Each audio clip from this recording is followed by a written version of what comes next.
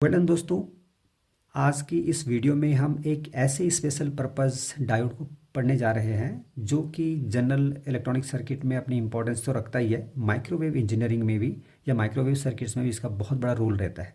इसका working mechanism कुछ इस तरीके से है कि आम आदमी को ये समझ में नहीं आता है। दे जस्ट अंडरस्टैंड दस उसको ग्राफ को एक रट लेते हैं और उसके कुछ कुछ पॉइंट्स को दिमाग में बिठा लेते हैं और छोड़ देते हैं। But how actually does this diode works, ये बहुत कम लोगों को समझ में। अगर आप इसकी वर्किंग फंक्शन मैकेनिज्म को समझना चाहते हैं तो इस वीडियो में लास्ट तक बने रहे। आपको यह वीडियो सिर्फ एक बार देखना है, you will have a clear crystal clear concept of the tunnel diodes. Okay, so let us come back to the topic. Definition के तौर पर हम टनल डायोड को सिर्फ ये से बोल सकते हैं कि ये एक पीएन जंक्शन है, ऑर्डिनरी डायोड की तरह पीएन जंक्शन है। But the difference only is that PN junction are heavily doped, ठीक है, and it works on the effect on the principle of tunnel effect. Tunnel effect पर काम करता है और नॉर्मल पीएन जंक्शन है। अब टनल इफेक्ट क्या होता है, इसके लिए आपको क्वांटम मैकेनिज्म को समझना जरूरी है।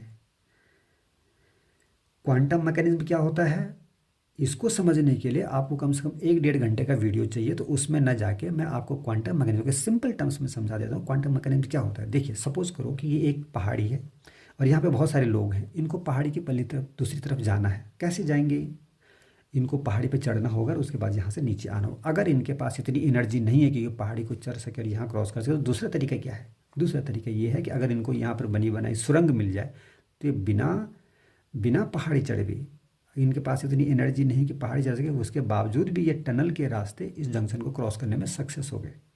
तो this is the tunnel effect in practical aspect. The same thing happens in terms of the tunnel diodes, ठीक है।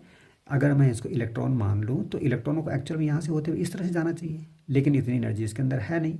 सो क्या हुआ, बिना एनर्जी के भी ये इस तरफ जाएंगे। The only thing only is that कि you should have a tunnel, ठीक है। तो this is the basic principle of working of the tunnel diodes, ठीक है।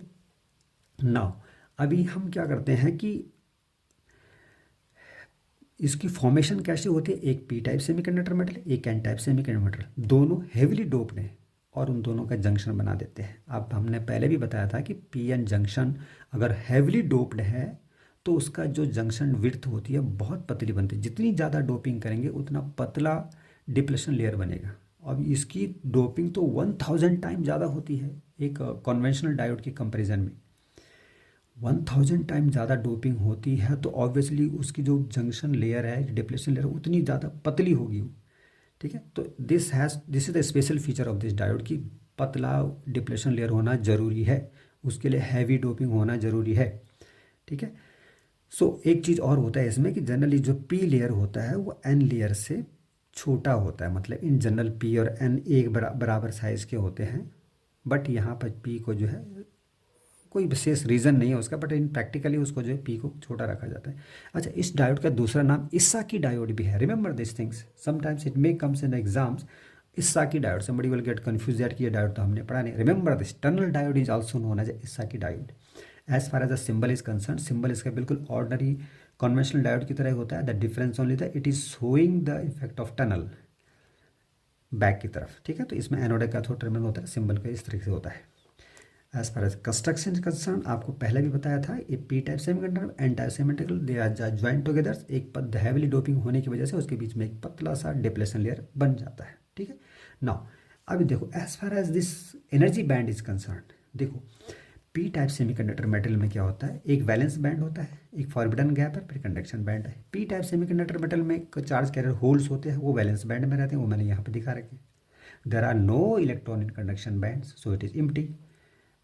कंडक्शन बैंड और वैलेंस बैंड के बीच में फॉरबिडन एनर्जी गैप है। एन टाइप में क्या होता है, there are so many free electrons, वो कंडक्शन बैंड में होते हैं। There is no holes in the valence band, so valence band is empty.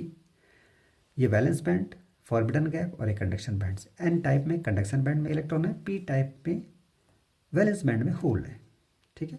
Now अब होता क्या है, जैसे आप पी और एन को ज्वाइन करते हैं तो एन के इलेक्ट्रॉन पी के होल के साथ रिकम्बाइन होते हैं अक्रॉस द जंक्शन।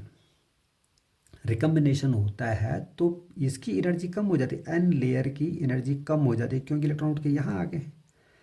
जब इसकी एनर्जी कम हो जाती है तो ये जो एनर्जी बैंड है ये नीचे आ जाता है और ये ऊपर आ जाता है, मतलब ये दोनों बराबर इक्वल लेवल पे नहीं रहते हैं हॉरिजेंटली। तो उसको मैंने इस तरह से दिखा रखा है कि ये पी था, ये एन था, तो अब देखो एन नीचे आ गया है तो इसमें इस तरह का स्लोप बन गया। ये स्लोप जो है जंक्शन लेयर को शो करता है। तो इसको हम आगे जब एनर्जी बैंड डायग्राम के थ्रू इसको समझने की कोशिश करेंगे, देयर इट विल बी, ये काम की चीज़ होगी वहाँ पे कि एन का जो जंक्शन जंक्शन का जो एनर्जी बैंड है उसका लेवल नीचे होता है, पी का थोड़ा सा ऊपर होता है। अभी देखो ये हमने जंक्शन बना दिया, जैसे ही जंक्शन बनाया डिफ्यूजन करंट फ्लो हुई, उसके बाद डायोड शटल हो गया। ठीक है, अभी देखो अभी उसके बाद ये डायोड काम कैसे करता है, इसके लिए इसको हमें बायसिंग देनी पड़ेगी। बायसिंग देने के लिए हम क्या करते हैं, हम इसको पहले फॉरवर्ड बायस में समझ लेते हैं कि how does the diode works in forward bias. ठीक है, यहाँ पे हम देखते हैं ये पी टाइप सेमीकंडक्टर है, ये एन टाइप सेमीकंडक्टर। देखो एन का लेवल नीचे है, पी का ऊपर है। पी में यहाँ पे हमने देखो पी में क्या दिखा रखा था, ये वैलेंस बैंड है जिसके अंदर होल्स हैं, कंडक्शन बैंड है कुछ नहीं है। एन में यहाँ कंडक्शन बैंड में इलेक्ट्रॉन है और वैलेंस बैंड में कुछ नहीं है। नाउ अभी क्या होगा, ये इलेक्ट्रॉन कैसे जाएंगे वैलेंस बैंड के अंदर, नहीं जा पाएंगे क्योंकि दोनों के एनर्जी लेवल अलग अलग है। एन का नीचे है और इसका ऊपर है। अब इनके पास इतनी एनर्जी नहीं इसको क्रॉस करके यहाँ जा सके। ठीक है, तो 0 वोल्ट पे जब जीरो बायसिंग है कुछ नहीं होगा। दिस ओ इस वी आई ग्राफ में यहाँ पर है। अब हमने थोड़ा सा वोल्टेज दी इसको, थोड़ा सा वोल्टेज मतलब 0.1 0.2 वोल्ट दिया।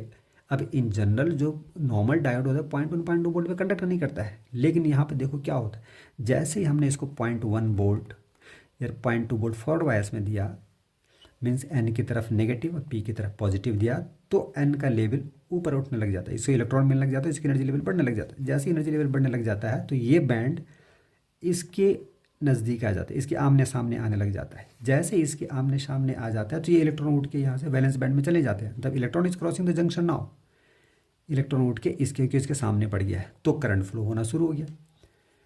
मतलब आपने थोड़ा सा वोल्टेज दिया, करंट फ्लो शुरू होंगे फ्लो होना शुरू हो गया। अभी आपने और बायसिंग वोल्टेज बढ़ा दी तो ये एन और ऊपर जाएगा और ऊपर जाएगा तो वैलेंस बैंड के ठीक सामने पड़ जाएगा और बहुत सारे इलेक्ट्रॉन इसके अंदर घुस जाएंगे तो ज़्यादा करंट फ्लो होने लग जाएगी। कहने का मतलब है ए पर ये पॉइंट देखो, हमने वोल्टेज बढ़ाया तो करंट बढ़ गई, और वोल्टेज बढ़ाया तो इसके सामने पड़ गया, बहुत सारी करंट फ्लो होने लगी बी पॉइंट, क्योंकि पी का वैलेंस बैंड और एन का कंडक्शन बैंड बिल्कुल आमने सामने पड़ गए। अभी होता क्या है, अगर अब आप और ज़्यादा बायसिंग देंगे, ठीक है, और ज़्यादा बायसिंग देंगे तो कंडक्शन बैंड का लेवल ऊपर चला जाता है और वैलेंस बैंड का नीचे हो जाता है।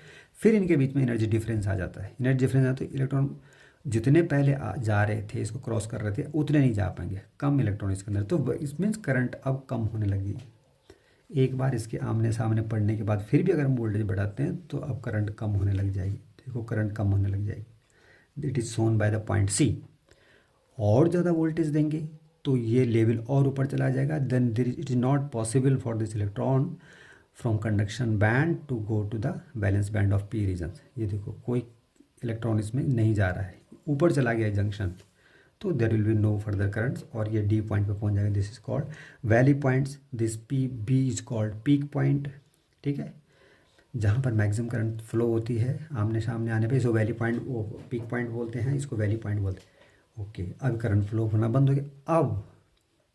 अब अगर मैं इसको और ज़्यादा वोल्टेज दूंगा, और ज़्यादा वोल्टेज दूंगा तो अब वो बैरियर को तोड़ने लग जाएगा। That voltage will break the barrier and diode will starts working as a conventional diode. अब आया वो कंडीशन जो नॉर्मल डायोड में होता है कि जंक्शन ब्रेक करेगा और करंट फ्लो हो जाएगी फॉरवर्ड बायस में। तो यहाँ पर डी के बाद अगर ये ऑर्डिनरी डायोड का हम ग्राफ खींचे तो इस तरह से आता, देखिए ये डी पॉइंट पर कंडक्ट कर रहा है, लेकिन टनल डायोड ने डी पर पहुंचने से पहले इतने सारा चीज़ें शो कर दिए। ठीक है, ये this was the ohmic region, जहाँ वोल्टेज बढ़ाने से करंट बढ़ रहा है, वोल्टेज कम होने से करंट कम हो रहा है, दिस इज ओमिक रीजन। और बी पर पहुंचने के बाद जो डी रेजिस्टेंस है, इस रीजन में क्या हो रहा है, जब हम वोल्टेज बढ़ा रहे हैं तो करंट कम हो रहा है, तो this region is a negative resistance region, NRR। BCD is a negative resistance. बहुत इंपॉर्टेंट पॉइंट है टनल डायोड, इसी की वजह से इतना पॉपुलर हुआ है। और उसके बाद अब ये जो है नॉर्मल डायोड की तरह काम करेगा. So we are not bother about the normal functioning of this signal diode, but the important property shown by the diode before of this normal operation, negative resistance और ओमिक रीजन.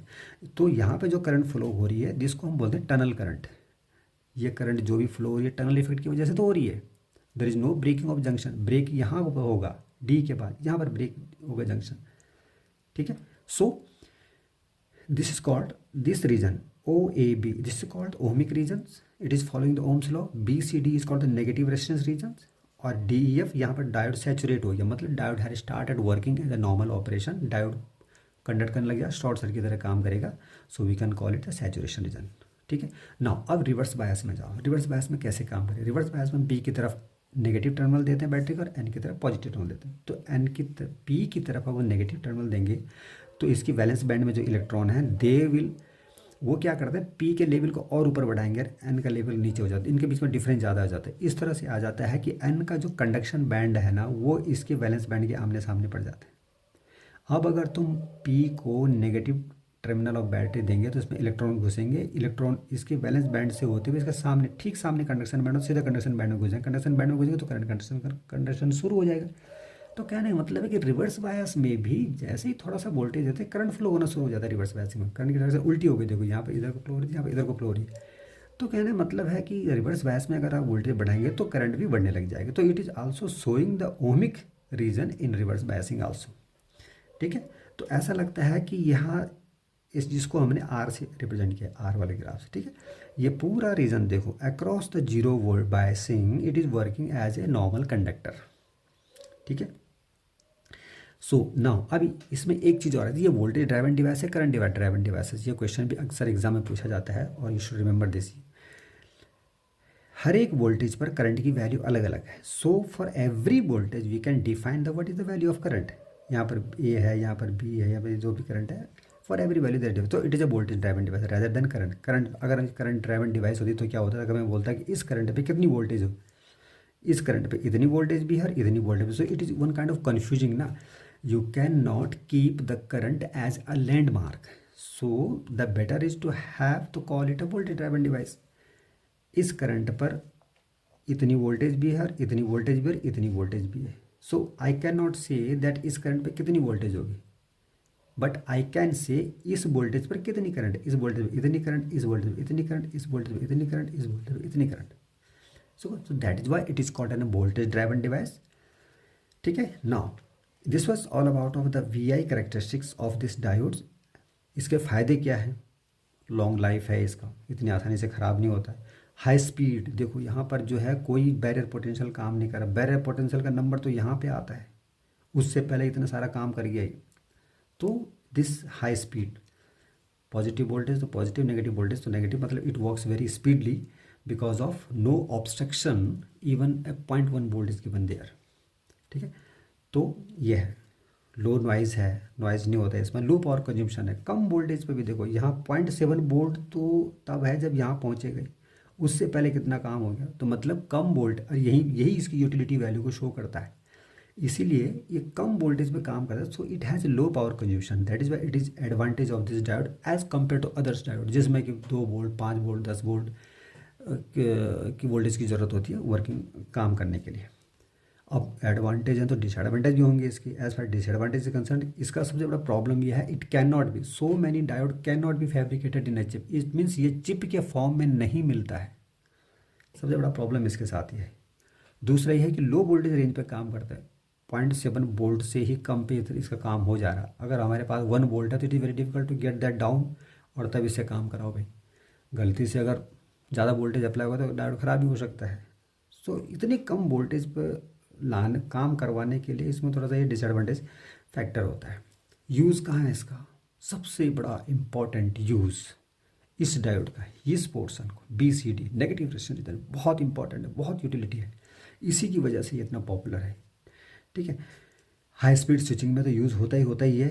और ये storage device, ये negative resistance की वजह से ये storage device की तरह भी यूज़ किया जाता है. डिजिटल सर्किट में इसको यूज़ किया जाता है. माइक्रोवेव ऑस्किलेटर में क्या होता है, हर एक ऑस्किलेशन में पावर डिसिपेशन होता है। तो पावर डिसिपेशन को कंपनसेट करने के लिए हमें एक ऐसी डिवाइस लगानी पड़ती है ऑस्किलेटर में जिसका नेगेटिव रेसिस्टेंस कोफिशिएंट हो, नेगेटिव रेजिस्टेंस रीजन शो करता हो जो, उसके लिए tunnel diode the best and best option is there. So ये माइक्रोवेव ऑस्किलेटर में, रिलैक्सेशन ऑस्किलेटर में यहाँ पे ये डायोड यूज़ होता है। So this was all about of this diode, tunnel diode, और इसका मैथमेटिकल डेरिवेशन भी है। उसमें अगर जाने से पहले हम ये जनरल स्टडी को एनालाइज कर देंगे। अगर ये समझ में आ जाता है तो next video we can make entirely mathematical derivation and you can prove the exact working of this tunnel diodes.